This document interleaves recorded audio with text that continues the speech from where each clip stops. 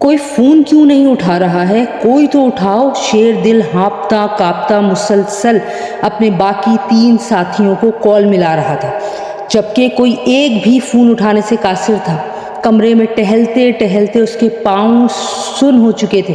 اچانک کمرے کی لائٹ بند ہوئی اور شیر دل کی سانسیں بھی۔ منہ کھول کر گہرے گہرے سانس لیتے ہوئے وہ اپنے موبائل کی ٹارچ آن کرنے لگا۔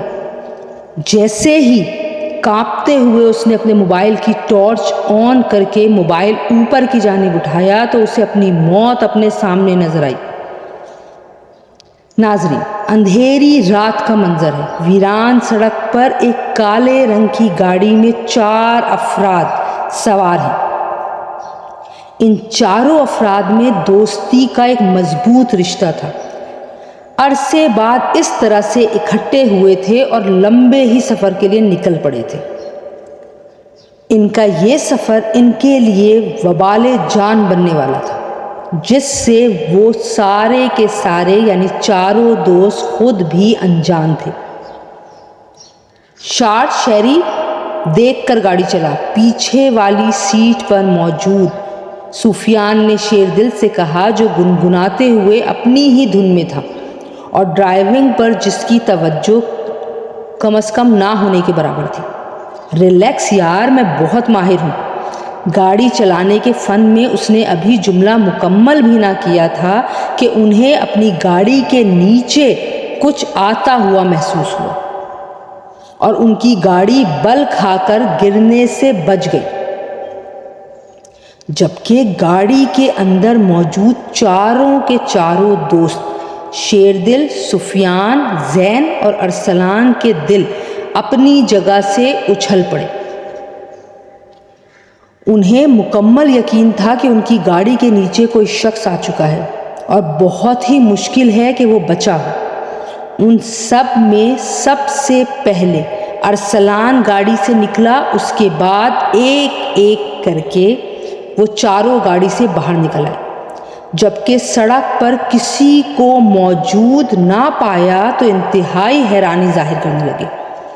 ان کی گاڑی کسی چیز سے ٹکرائی تھی اور بات ٹکرانے تک کی نہ تھی، بلکہ باقاعدہ ان چاروں نے یہ بات محسوس کی تھی کہ کچھ تھا جو ان کی گاڑی کے نیچے آیا تھا، جبکہ آگے سے دیکھنے پر گاڑی کو یہ بات واضح ہو رہی تھی کہ گاڑی کسی چیز سے ٹکرائی ہے، کیونکہ آگے کا حصہ گاڑی کا خراب ہو چکا تھا، جبکہ حیرت انگیز طور پہ دھواں بھی گاڑی سے نکل رہا تھا۔ یار ارسل، یہ کیا معاملہ ہوا ہے؟ زین تو انتہا کا گھبرایا، جبکہ سفیان اور شیر دل کی حالت بھی کچھ ایسی ہی تھی۔ شیر دل کی تو آواز بھی حلق سے نکلنے سے قاصر تھی۔ ان سب صورتحال کو دیکھتے ہوئے ارسلان معاملے کی سنگینی کو ناپتا ہوا کہنے لگا، یار میری بات سنو، معاملہ کچھ ٹھیک نہیں ہے، پہلی فرصت میں اس جگہ سے نکلو۔ شیر دل بڑی مشکل سے پھٹی ہوئی آواز حلق سے نکالتا ہے کہ ارسو، میں گاڑی نہیں چلا سکوں گا، میرا دل ابھی تک اپنی جگہ پر نہیں آیا۔ کوئی نہیں، گاڑی زین چلائے گا۔ بھاگنے والے انداز میں وہ گاڑی کے اندر بیٹھے اور گاڑی چلانے کے لیے چابی گھمائی، لیکن یہ کیا، چابی گھومے جا رہی ہے لیکن گاڑی نے چلنے سے انکار کر دیا۔ شیر دل پیچھے بیٹھا تھا، جبکہ اس کے ساتھ سفیان اور اگلی 2 نشستوں پر ارسلان اور زین موجود تھے۔ ارسلان نے گاڑی کے شیشے سے باہر جھانکا تو دنگ رہ گیا۔ اسے اپنی آنکھوں پر یقین نہ آیا۔ ایک سفید مادہ اس کے سامنے کھڑی تھی، منہ مکمل طور پر لمبے لمبے بالوں سے چھپا ہوا تھا، قدم قدم چلتے ان تک ہی آ رہی تھی۔ آہستہ آہستہ اچانک ہی ارسلان نے سب کو کہا کہ اپنی آنکھیں بند کرو، کوئی بھی اپنی آنکھیں نہیں کھولے گا۔ شیر دل کو بہت ہی زیادہ ڈر ہو رہا تھا۔ اس نے اپنی آنکھیں فوراً بند کر لیں، جبکہ زین اور سفیان نے خطرہ نظر آتے ہی گاڑی کی چابی گھمائی اور اس بار گاڑی اسٹارٹ ہو گئی۔ زین اس ہیولے پر سے ہی گاڑی تیز رفتاری کے ساتھ چلاتے ہوئے آگے بڑھ گیا، جبکہ گاڑی اس ہیولے پر سے گزارتے ہوئے ان کی چیخیں اپنے عروج پر تھیں۔ اس بار انہوں نے دیکھا کہ وہ کامیابی کے ساتھ آگے بڑھ گئے ہیں۔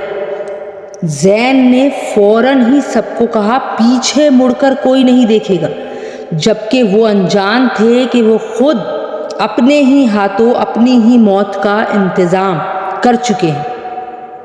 آئے تو وہ 4 تھے، جبکہ جاتے ہوئے وہ ہرگز بھی 4 نہ تھے۔ اس حادثے کو 1 مہینے سے اوپر ہو گیا تھا۔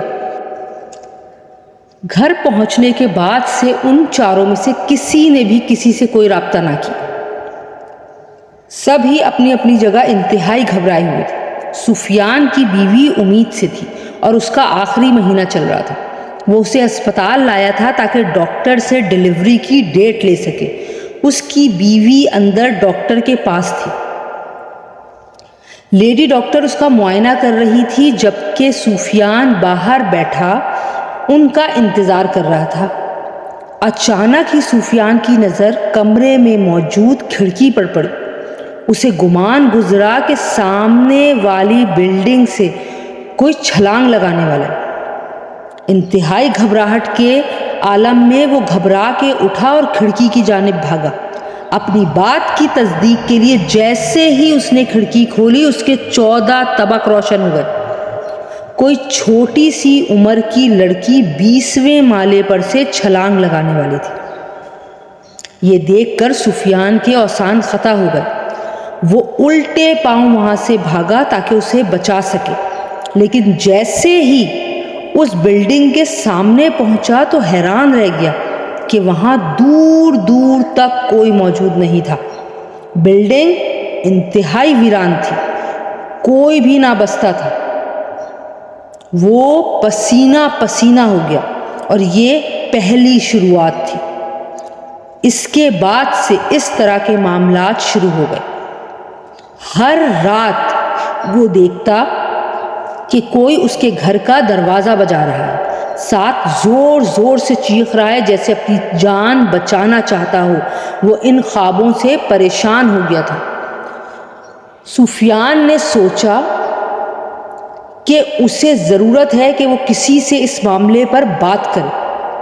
اسی لیے اس نے ارسلان اور زین کے ساتھ شیر دل کو بھی میسج کیا کہ وہ کسی انتہائی ضروری بات کے سلسلے میں ان سے ملنا چاہتا ہے، جبکہ اس کے باقی دوستوں نے بھی اس بات کی حامی بھری کہ وہ بھی ملنا چاہتے ہیں۔ ارسلان نے ان سے کہا کہ ٹھیک ہے، وہ اس کے کیفے میں آ جائیں جو حال ہی میں کھلنے والا تھا۔ ان سب نے حامی بھری۔ وہ سب پھر سے اکٹھے ہوئے۔ اکٹھے بیٹھے تو جا کے سفیان نے بات کرنی شروع کی۔ سفیان نے جب بات کرنی شروع کی تو وہ سارے خالی کیفے میں بیٹھے تھے اور ان کی آوازیں وہاں گونج رہی تھیں۔ وہ چاروں کے چاروں ہی ڈرے ہوئے تھے۔ سفیان نے اپنے خوابوں کے بارے میں بتایا اور ساتھ یہ بھی بتایا کہ اس کے ساتھ انتہائی عجیب معاملات ہو رہے ہیں۔ یہی باقی سب کا بھی کہنا تھا۔ شیر دل کہنے لگا، یارو تم سب جانتے ہو کہ میں اکیلا رہتا ہوں، میرے گھر میں کوئی بھی نہیں ہے، جبکہ جب سے میں اس سفر سے واپس آیا ہوں مجھے یہ لگتا ہے جیسے میرے گھر میں کوئی گھوم رہا ہے، کوئی کچن میں موجود ہے، کبھی لگتا ہے کہ وہ میرے کمرے میں ہی موجود ہے۔ نیند میں بھی میں اپنے آس پاس کسی کو بہت شدت سے محسوس کرتا ہوں، جبکہ خواب ہی میں کئی بار پریشان ہوا ہوں۔ خواب ہی کی بات کروں تو یار میں تو خواب دیکھتا ہی نہیں تھا، دیکھنا تو دور کی بات، مجھے خواب یاد بھی نہیں رہتے تھے اگر میں خواب کبھی دیکھ بھی لوں۔ اب مجھے بہت خواب آتے ہیں اور سارے خواب مشترکہ ہیں کہ میں اپنے بستر پر موجود ہوں اور کوئی میرا گلا دبا رہا ہے۔ زین نے کہا، میں خواب دیکھتا ہوں کہ میرے دونوں ہاتھ کاٹ دیے گئے ہیں، جبکہ یہ دیکھو میرے ہاتھ بالکل نیلے پڑ رہے ہیں۔ ڈاکٹر کے پاس بھی گیا ہوں، کچھ سمجھ میں نہیں آ رہا کہ آخر یہ سب ہو کیا رہا ہے، جبکہ ارسلان تو وہاں ہو کر بھی وہاں موجود نہیں تھا۔ زین نے اسے ہلایا تو وہ چونک اٹھا اور معذرت کی کہ یار مجھے سمجھ میں نہیں آ رہا، آج کل بہت ہی غائب دماغ ہوں، بیٹھے بیٹھے ہی کہیں کھو جاتا ہوں۔ یار مجھے تو لگتا ہے کہ ہم کسی بہت بڑے مسئلے میں پھنس چکے ہیں، یہ شیر دل کا کہنا تھا۔ آخر اس مسئلے کا حل کیا ہے؟ زین نے کہا۔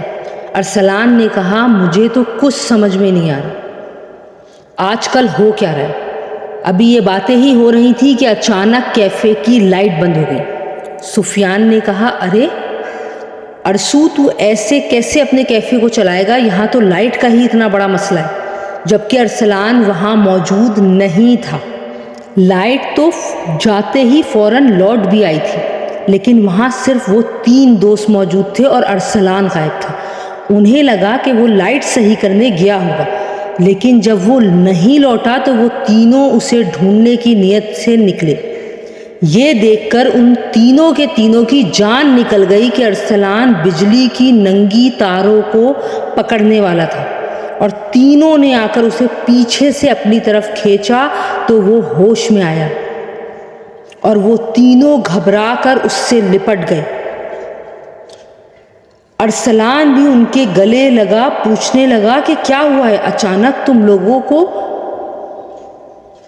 اور میں یہاں کیسے پہنچا؟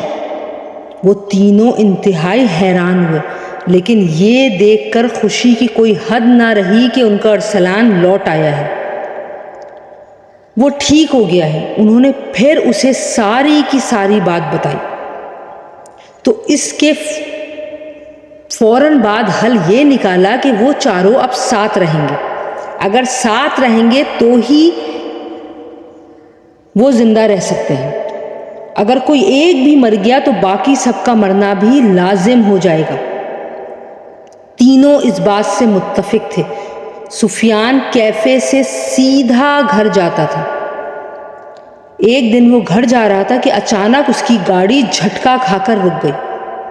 اس نے بڑی کوشش کی کہ وہ گاڑی ٹھیک کر سکے، لیکن یہ اس کی بھول تھی، اس سے یہ نہیں ہو پایا۔ اس لیے گاڑی اچھی طرح سے روک کر اسے وہیں کھڑا چھوڑا اور گھر کی طرف لوٹا۔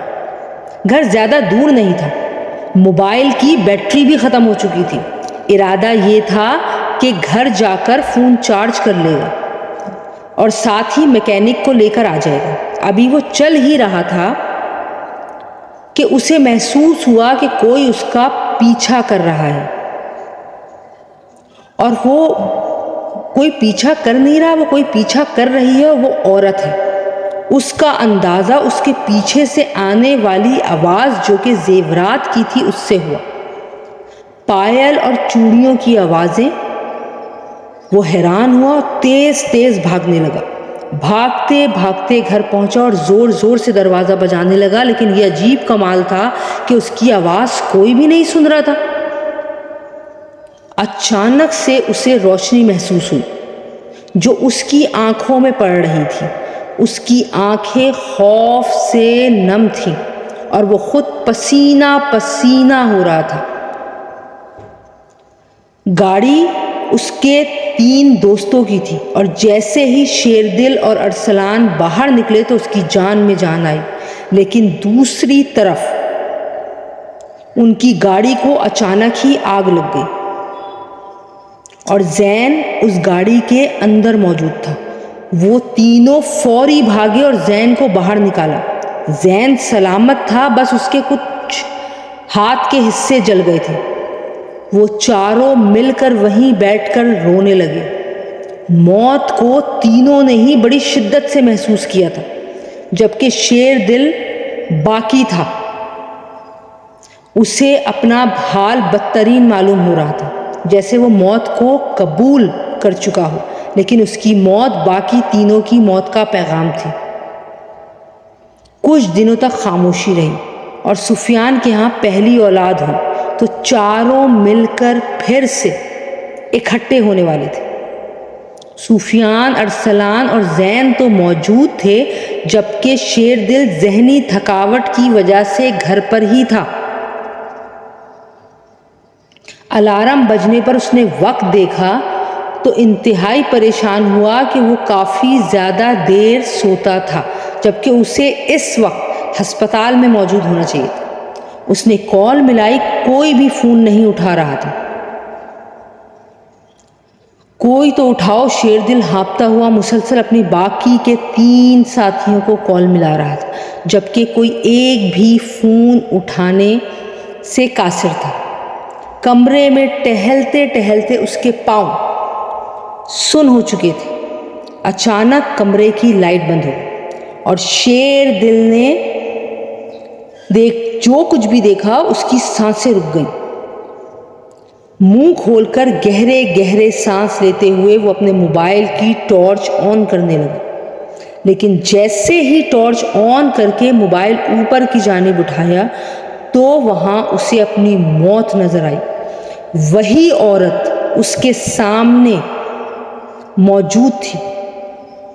اس نے اس کی گردن کو پکڑا اور کان کو پھاڑ دینے والی آواز میں بولی کہ تو تھا نا جس نے میرے بچے کو مار دیا تھا، میں تجھے اور تیرے ساتھیوں کو نہیں چھوڑوں گی۔